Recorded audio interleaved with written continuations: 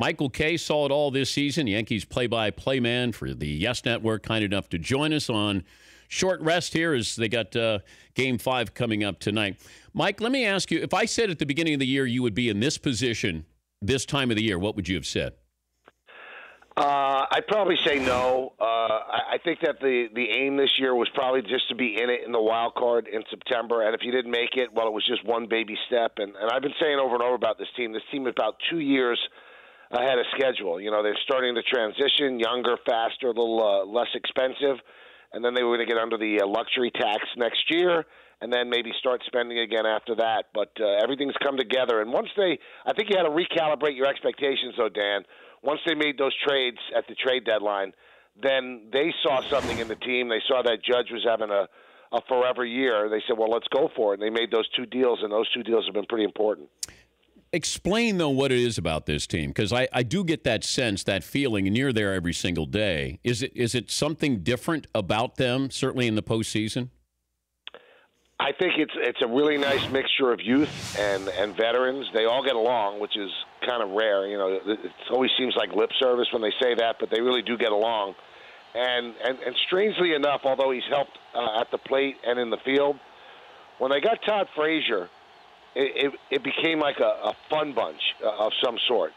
And, you know, it's not an act with him. He just loves being there. It seems like he's been, you know, waiting his whole life. He's from Jersey to be on the stage, and he's having a blast. And, you know, everybody kind of takes his cue and has fun with it. And, you know, that's all well and good. It sounds like, you know, eyewash, but they can play, too. They have guys that can hit, and they have a really good bullpen, and their starting pitching is pretty deep. So all those things came together, and maybe they have that it that we can't put our finger on, but they seem to really rise up to the big moment. When the postseason started, I said the best bullpen is going to win the World Series, and I still believe that. Now, I think the Yankees' bullpen is great. Starting pitching has been underrated in this series, but the Dodgers' bullpen might be the best in baseball.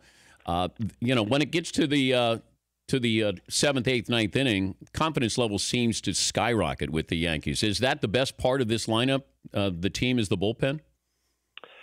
Well, I think it was probably in the lead of the important parts of the team, and I think it's the big difference between these 2 teams, Dan. Yeah. I mean, no matter how great Keuchel pitches today, is he going to go 9? Because if he doesn't go 9, they're going to have to go into that bullpen, and you can see that A.J. Hinch really steps lightly before he goes to that bullpen. Doesn't seem like he trusts anybody, and 2 times in this series he's asked his closer to get 6 outs, and this time he couldn't do it. He couldn't even get out of the 8th inning. So I'm going to be very interested to see if they have a lead late, what they're going to do. Usually in this day and age, the old Yankees used to say, okay, let's build up the starter's pitch count and get to the bullpen. Well, that doesn't work that much these days because most bullpens are great.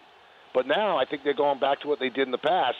Let's work the count. Let's get into the bullpen. The underbelly is not that strong. And, boy, the Yankees really attacked them yesterday. I mean, they're down 4-0 in the 7th inning stretch, and it didn't even seem like they were out of it.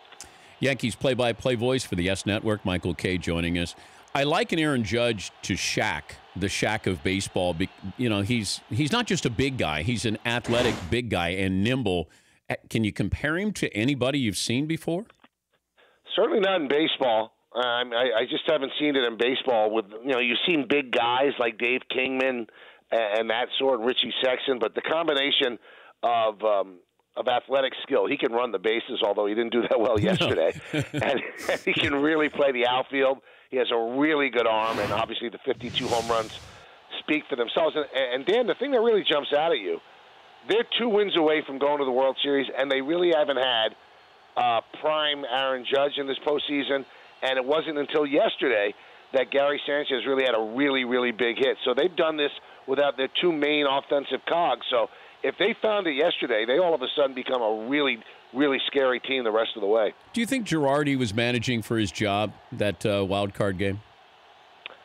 I don't know if he was managing for his job then. He might have been managing for his job after he messed up in Game 2 of the ALDS. I'm still not sure, Dan, that he'll come back on his own volition. He might just be done. 10 years as Yankee manager is a long time.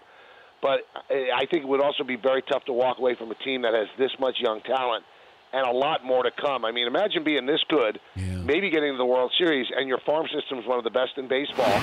The future is very bright, so you would think that somebody would want to manage this team and collect some World Series rings and maybe go to the Hall of Fame. But I think after Game 2, when he didn't challenge that hit by pitch, and then the crowd booed him, no organization wants to see their manager hate it, and then all of a sudden they're knocked out. So maybe there he might have been managing for it. But I know that Hal Steinbrenner really likes Joe a lot, so it would take a lot to get Joe fired. Michael, thank you for joining us. Have fun later on today. We appreciate your time as always.